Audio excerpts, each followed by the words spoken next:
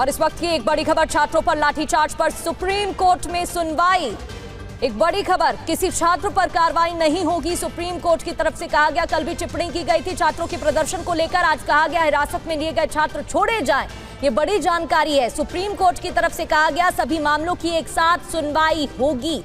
तो सभी मामलों की एक साथ सुनवाई होगी और छात्रों पर लाठीचार्ज पर सुप्रीम कोर्ट में सुनवाई हुई, जहां किसी छात्र पर कार्रवाई नहीं होगी कहा गया। हिरासत में लिए गए छात्रों को छोड़ा जाए कहा गया। पीयूष पांडे हमारे संवाददाता में ज्वाइन कर चुके हैं। पीयूष, कल भी सुप्रीम कोर्ट की तरफ से टिप्पणी की गई थी कि छात्रों को अधिकार है कि वो अपनी बात रख सकते हैं, विरोध कर सकते हैं, लेकिन शांतिपूर्ण तरीके से। आज क्या कुछ कहा गया है?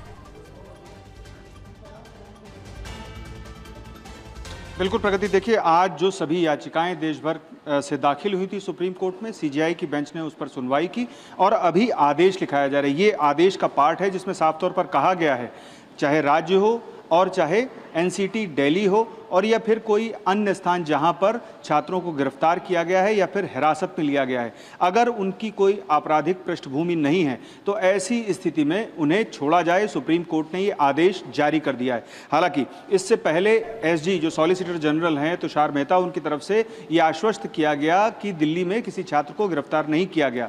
हालांकि गोपाल शंकर नारायण जो एडवोकेट हैं याचिकाकर्ता की तरफ से, उन्होंने साफ कहा कि बिहार में और अन्य राज्यों में कई छात्रों की गिरफ्तारी की गई है। इसके बाद सुप्रीम कोर्ट ने इस मामले में ये आदेश जारी किया कि जिन भी छात्रों को हिरासत में लिया गया है या गिरफ्तार किया गया है, अगर उनकी कोई आपराधिक पृष्ठभूमि नहीं है तो फिर ऐसी स्थिति में उन्हें तत्काल रिहा किया जाए, छोड़ दिया जाए और उनके खिलाफ कोई मुकदमा भी नहीं किया जाएगा और अगर कर लिया गया है तो उसे खत्म किया जाएगा।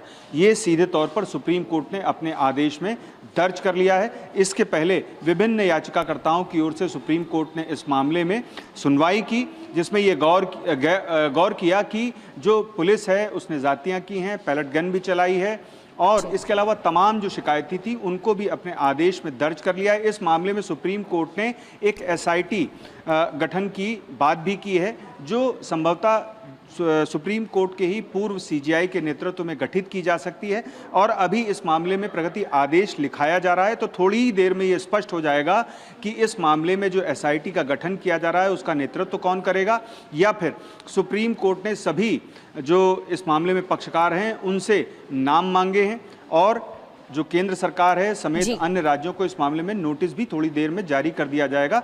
अभी सीजेआई की बेंच इस मामले में आदेश जारी कर रही है। जी प्रगति, बहुत बहुत शुक्रिया पीयूष आपका जानकारी देने के लिए। एक बार फिर से आपका रुख करेंगे डिटेल से एक सबसे पहले TV9 भारतवर्ष पर दर्शकों